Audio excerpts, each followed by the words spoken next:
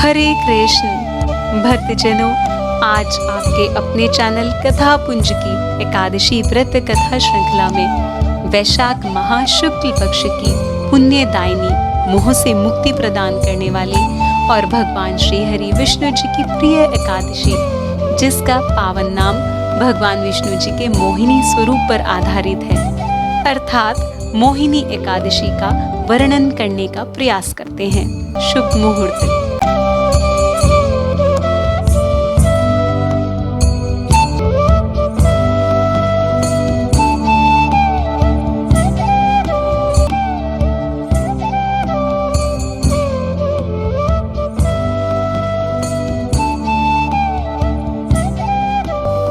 एक समय की बात है, महाराज युधिष्ठिर जी भक्त वत्सल भगवान श्री कृष्ण जी से वैशाख माह के शुक्ल पक्ष की एकादशी को जानने की इच्छा रखते हुए उनसे आग्रह करते हैं।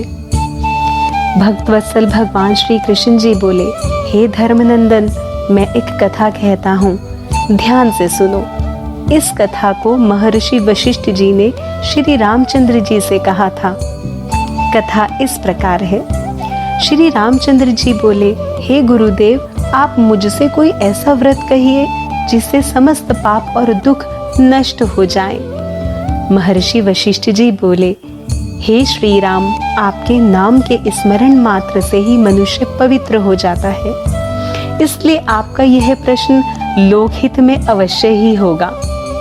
वैशाख माह के शुक्ल पक्ष में जो एकादशी होती है उसका नाम मोहिनी एकादशी है।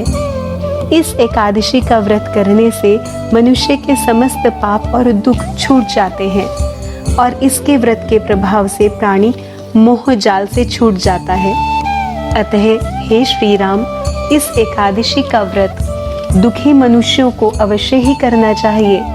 इस एकादशी के व्रत से मनुष्य के समस्त पाप और दुख नष्ट हो जाते हैं। अब मैं आपसे इसकी कथा कहता हूँ।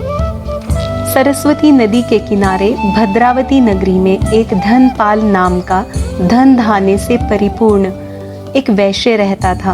वह अत्यंत धर्मात्मा और विष्णु भक्त था। उसने नगर में अनेकों भोजनालय, प्याऊ, कुआं, तालाब और धर्मशाला बनवाए। सड़कों के किनारे वृक्ष लगवाए। उस वैश्य के 5 पुत्र थे। परिवार में सभी कुछ अच्छा था, परंतु उसका एक पुत्र अत्यंत दुराचारी था। वह अपने पिता के धन को बुरे व्यसनों में खर्च किया करता था। इस पर उसके पिता, भाइयों और कुटुंबियों ने उसे घर से बाहर निकाल दिया। घर से निकाल दिए जाने के बाद और अपना धन नष्ट हो जाने पर उसके मित्रों ने भी उसका साथ छोड़ दिया। अब वह भूख और प्यास से दुखी रहने लगा और चोरी करने लगा। एक बार रात्रि में चोरी करने गया और पकड़ा गया। राजा ने उसे कारागार में बंद कर दिया। कारागार में राजा ने बहुत दुख दिए और नगर को छोड़ने के लिए भी कह दिया। अंत में वह दुखी होकर नगरी को छोड़कर चला गया। जंगल में जाकर एक बहेलिया बन गया और धनुष बाण से पशु पक्षियों को मार मार कर खाने लगा। एक दिन वह पापी भूख और प्यास से व्याकुल खाने की खोज में निकल पड़ा और कौटिन्य ऋषि जी के आश्रम में जा पहुंचा। उस समय वैशाख का महीना था। कौटिन्य ऋषि जी गंगा स्नान करके आए और उनके भीगे वस्त्रों के छींटे इस पापी पर गिर गए। इन छींटों के गिरने मात्र से पापी को सद्बुद्धि प्राप्त हो गई। वह पापी मुनि के पास हाथ जोड़कर कहने लगा, हे मुनि, मैंने अपने जीवन में बहुत पाप किए हैं। आप उन पापों से छूटने का कोई साधारण सा उपाय मुझे बताइए जो मैं कर सकूं। तब ऋषि बोले कि तू ध्यान देकर सुन। तू वैशाख माह के शुक्ल पक्ष की एकादशी का व्रत कर। इस एकादशी का नाम मोहिनी एकादशी है। इसका व्रत पूरी तरह मन से करने पर तेरे समस्त पाप नष्ट हो जाएंगे। मुनि के वचनों को सुनकर वह बहुत खुश हुआ और मुनि की बताई हुई विधि के अनुसार मोहिनी एकादशी का व्रत किया। हे श्री राम जी, वशिष्ठ मुनि जी बोले, उस व्रत के प्रभाव से उसके सभी पाप नष्ट हो गए और अंत में गरुड़ पर चढ़कर विष्णु लोक को गया। इस व्रत से मोह आदि भी नष्ट हो जाते हैं।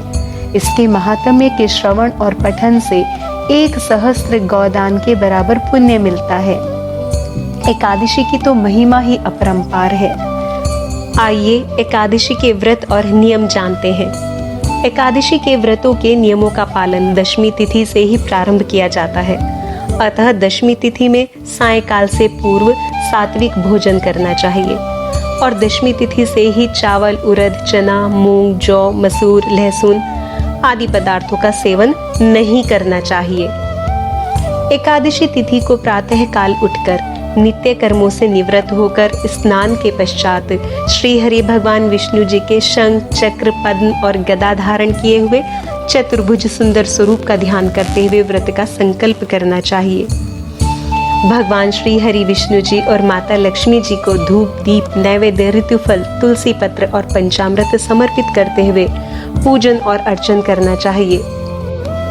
भगवान श्री हरि विष्णु जी के समक्ष व्रत कथा का पठन और श्रवण करें।